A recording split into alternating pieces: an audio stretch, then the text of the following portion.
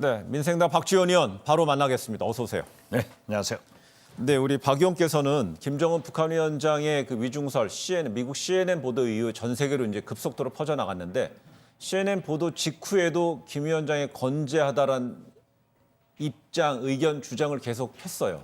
그렇죠. 예. 왜냐하면 4월 15일 태양절 행사에 참석하지 않으니까 네. 이제 본격적으로 뭐 데일리 NK에서 보도를 하니까 네. CNN이 받아가지고 보도를 하는데 뭐 기자들이 많이 전화가 오더라고요. 네. 그래서 제가 알고 있기로는 건재하다 이렇게 얘기를 했는데 사실 지지난 월요일 20일 21일. 예. 월요일 날 네. KBS 라디오 그 김경래의 네. 뭐 최강 시사. 예, 있었어요. 거기에 공식적으로 제가 나와서 이건 아니다라고 그 후 네. 28일 JTBC 전용우 예. 뉴스원에서도 예. 아니다 해서 한 20여 차례 제가 방송에 출연을 해서 아니다고 했는데 네. 결국 아니잖아요. 제 말을 믿어야 된다니까요. 네. 알겠습니다. 근데 이번에 이제 밝혀진 이제 김정은 위원장이 실제 외부 이제 행사에 나선 이후에 청와대가 이렇게 말했습니다. 김 위원장이 수술을 받지 않았다고 판단한다면서 간단한 시술도 없던 걸로 분석한다 이렇게 자세히 공개했습니다. 배경이 뭐라고 해석하셨어요? 그만큼 청와대가 자신하고 예. 우리 정보가 지금 10년 전보다 몇 년 전보다 대북 정보가 굉장히 치밀하게 잘 돼 있어요. 네. 그리고 미국과 공조를 잘 하고 있기 때문에 정확한 거죠. 네. 그래서 수술을 안 받았다 하면은 믿어야 돼요. 믿어야 돼요. 안 받았어요. 예전에 그 이제 햇볕 정책. 그 사이 네. 소위 원산 갈마지구에 코로나 파천해서 거기 있는데도 거기에서 움직이는 것들을 잘 파악하고 있었어요. 예. 그렇다면요, 우리 흔히 이제 많은 시청자분들은 그 햇볕 정책, DJ 정부 시절이 대북 관련 정보력에서 뭐 취득이며 분석력이 대단히 뛰어나다고 그랬지 않습니까? 그럼 이번에 그럼 문재인 정부의 이번 이상설, 뭐 사망설까지 더 나아가 사망설까지 이야기될 때 문 정부에서 내놨던 입장을 한번 토대로 봤을 때 문 정부의 대북 정보 분석력하고 DJ 정부 때의 비교는 어떻습니까? 그만큼 세상이 바뀌었잖아요. 예. 지금은 AI 시대예요. 네. 그리고 북한도 네. 김대중 때보다도 문재인 지금 엄청난 정보화가 됐잖아요. 네. 정보가 흐르고 있단 말이에요. 네. 그러니까 우리 정보기관에서 캐치하는 대북 정보도 그만큼 발전돼 있다. 네. 예를 들면은 트럼프 대통령이 자기가 1인치의 이 대북 움직임을 알고 있다. 예. 이것은 사실이에요. 그런데 미국 CIA에서는 정보당국에서는 1인치라고 하면은 약 2.54cm, 네. 2.6cm 예. 정도 되잖아요. 이걸까지 알고 있다라고 얘기한 것은 트럼프 대통령이 잘못이에요. 그렇기 때문에 우리 정부에서도 구체적으로 건재하다라고만 얘기했지 네. 구체적 내용은 발표를 하지 않잖아요. 네. 제가 알고 있기로는 저도 어떤 방송에 나가서 슬쩍 그 얘기를 했습니다마는 김정은 위원장이 움직이는 사진도 가지고 있다, 네. 캐치했다라고 하기 때문에 10년 전보다는 우리 한국의 통신감청이나 네. 휴민트 등이 또 미국의 하늘 정찰이 훨씬 발전돼 있기 네. 때문에 다 알고 무엇보다도 북한이 정보화가 되기 때문에 정보화가 흐르고 있다. 예. 그런 것으로 종합적 분석을 하는 거죠. 그렇습니다. 제가 질문드렸던 건 당연히 그 시긴트, 그러니까 정보통신을 통한 위성 등 기술을 통한 시긴트 부분은 10년 전보다 20년 전보다 훨씬 나아졌을 테고 휴민트, 사람을 통한 인적 네트워크를 통한 정보 취득력, 휴민트 부분에서는 DJ 정부 때가 낫습니까? 문재인 정부 때가 낫습니까?라고 질문을 드려봤는데 답변을 좀 안 하셨어요? 그건 얘기할 수 없는 거죠. 아, 그래요? 휴민트를 저는 노코멘트입니다. 알겠습니다. 있다 없다는 제가 말할 입장이 안 되고 네. 미국 트럼프 대통령도 1인치까지 보고 있다 하니까는 미국 정보기관에서 난리가 났어요. 왜 그렇게 구체적 얘기를 하면 네. 북한도 정보기관이 있잖아요. 네. 거기에 맞춰서 대비를 하기 때문에 민감한 사항은 얘기하지 않는 게 좋습니다. 저는 몰라요. 알겠습니다. 트럼프가 모르는 것하고 제가 모르는 것은 저는 진짜예요. 알겠습니다. 20일 만에 등장한 김정은 위원장의 그 비료 공장, 이 테이프 자르는 행사 보셨잖아요. 예, 예. 근데 그걸 보면서 김여정 노동당 제1부부장의 위상이 높아졌다, 뭐 이런 분석이 나와요. 맞습니까? 높아졌죠. 예. 이미 김여정 부부장에 대해서 북한의 호칭이 중앙이라는 표현을 썼잖아요. 네. 중앙이라고 하는 것은 지도자만 하는 겁니다. 네. 당 중앙. 그래서 저는 뭐라고 하더라도 김정은 위원장은 김정일 자기 아버지로부터 비공개리에 후계자 수업 6년을 받고 나타났지만은 지금 현재 김여정은 합법적으로 후계자 수업을 받고 있다. 저는 그렇게 봅니다. 예. 그렇다면 이 김정은 위원장이 그 20일 동안에 이제 모습을 드러내지 않다. 지난 4월 11일 이후에 모습을 드러내지 않다가 한 20일 만에 드러낸 것. 지금이 꼭 드러내야 될 시점이라고 좀 생각한 어떤 배경은 뭐라고 분석하셨어요? 그런데 자기들은 코로나가 예. 하나도 없다. 청정 지역이다. 이렇게 굉장히 선전을 했지 않습니까? 네. 그런데 중국에서 의료진 50명이 들어갔다. 네. 이걸 김정은 위원장이 위독하니까 들어갔다 하는데 아무리 위독해도 의사 50명이 들어갈 그런 일은 아니에요.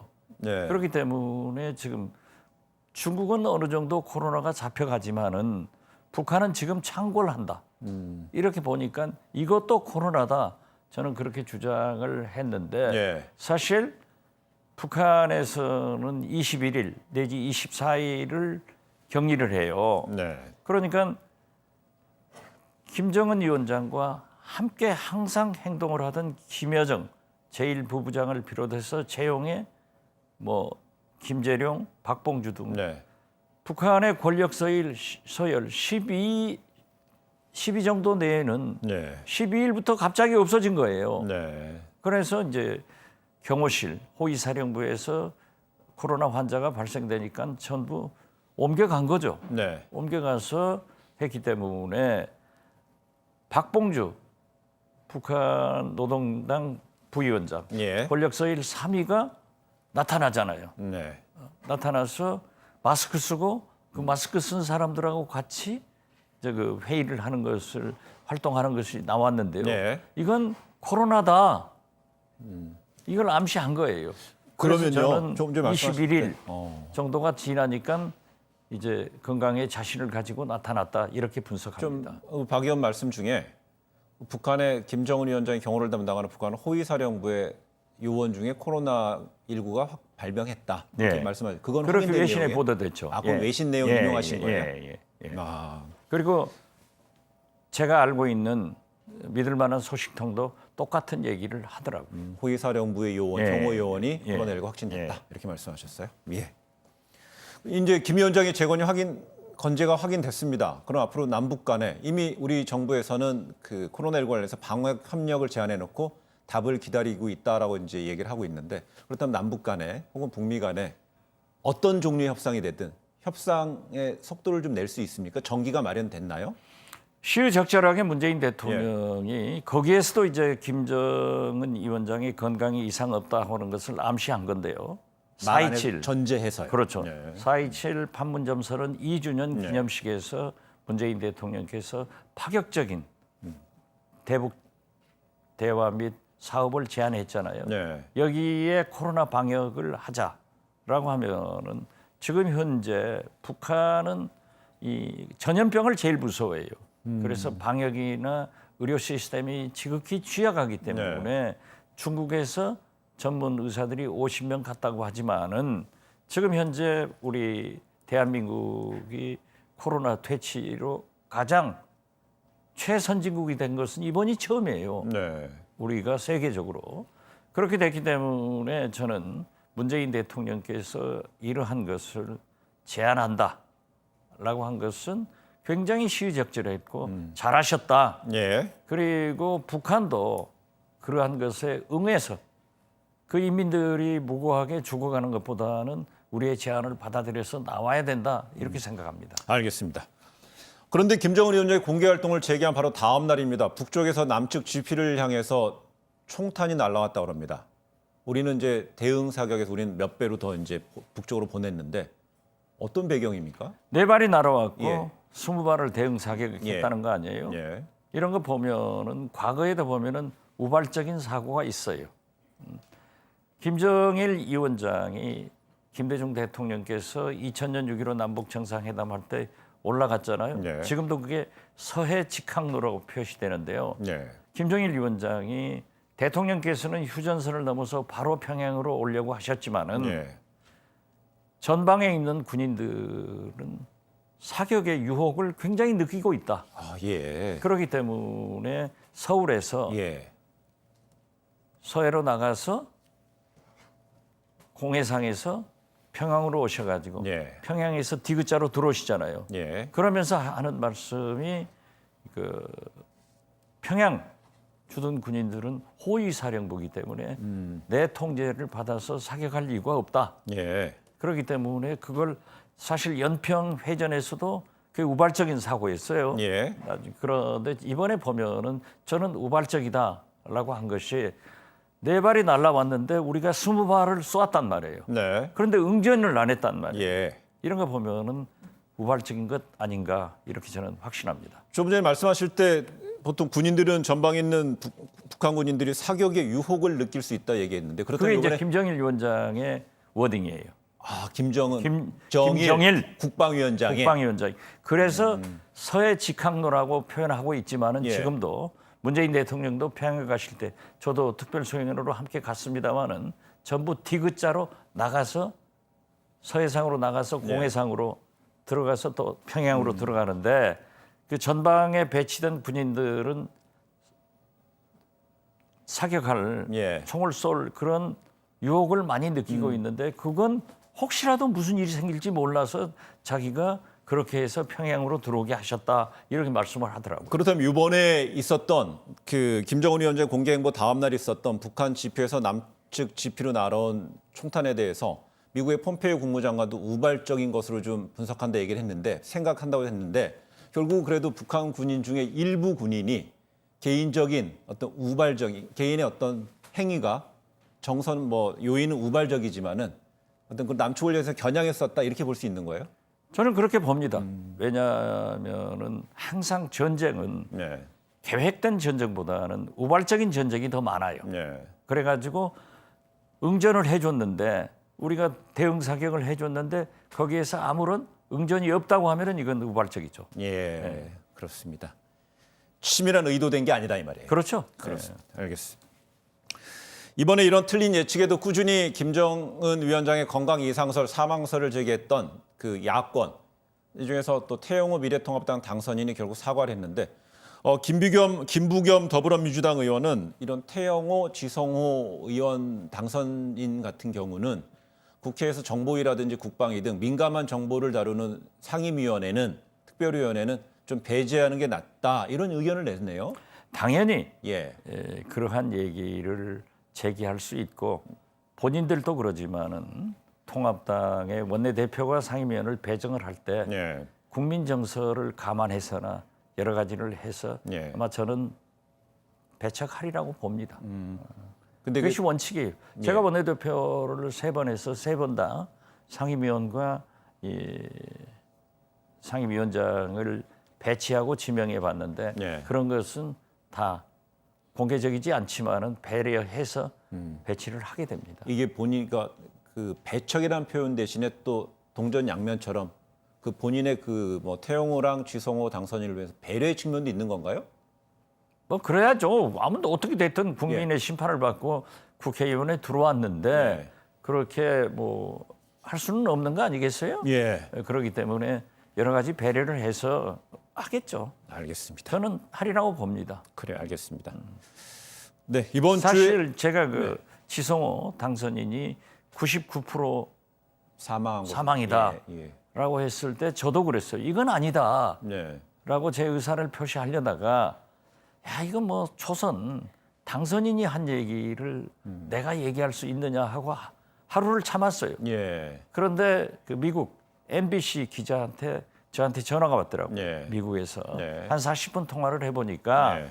CNN과 MBC의 릴라이어블한 믿을 만한 소식통이 이러한 정보를 주었는데 CNN은 튀겨서 보도를 했고 네. 자기들은 절제하고 있는데 이게 99% 사망했다고 하면은 우리가 받아야 되느냐 안 받아야 되느냐 하더라고요. 예. 그건 난 받지 마라. 이건 절대 오보다. 그리고 그분들의 정보는 내가 알아보니까 이 탈북자들은 지금 그 북한 분 고향 분들하고 통화가 돼요. 네. 그 북한에 계시는 분들이 중국 핸드폰을 구입해 가지고 네. 두만강변으로 나와서 며칠 날 몇 시경에 전화하자 하면 그걸 가지고 들었다는 거예요. 예. 그런데 거기 그분들은 김정은이 곧 사망해야 좋을 사람들이에요. 그러니까 그런 시각으로 한 거니까 쓰지 마라.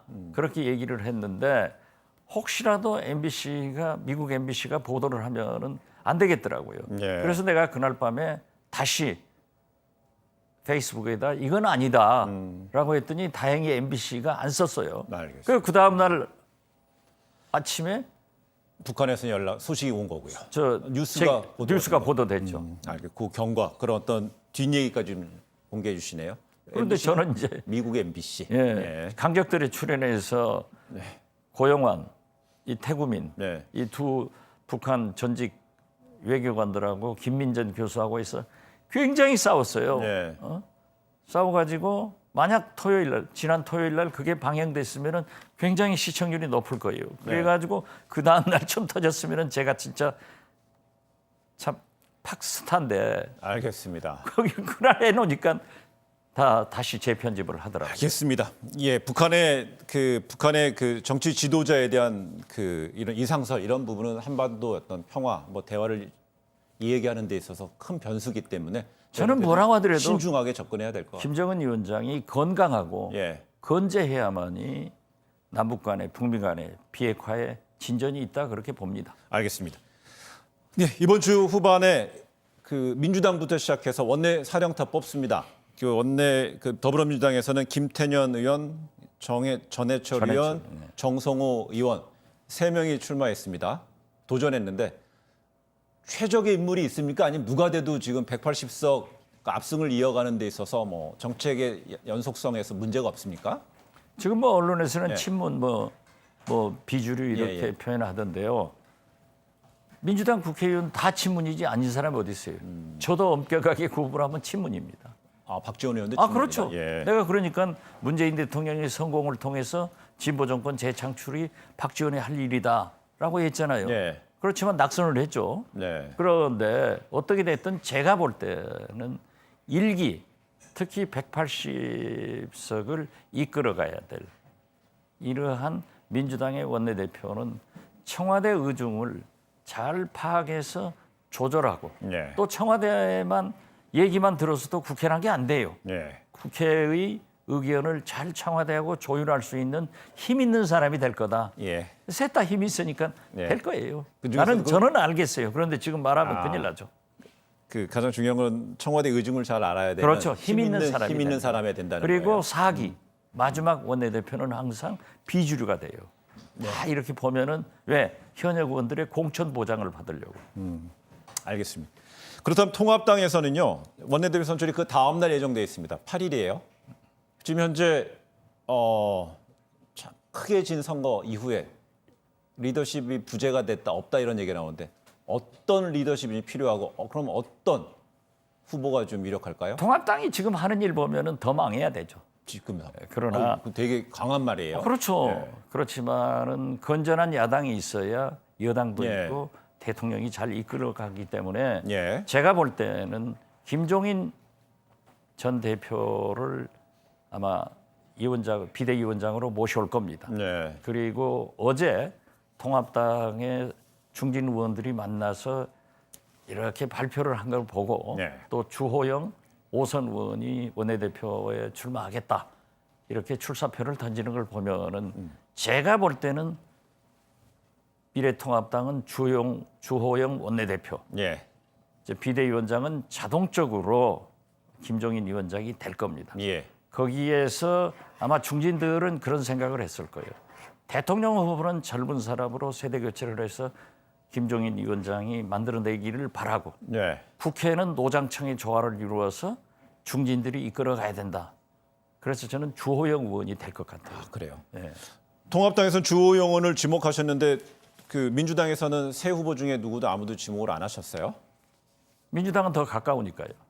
제가 얘기했다가 밉게 보이면 큰일 나잖아요. 신문이시니까요. 알겠습니다.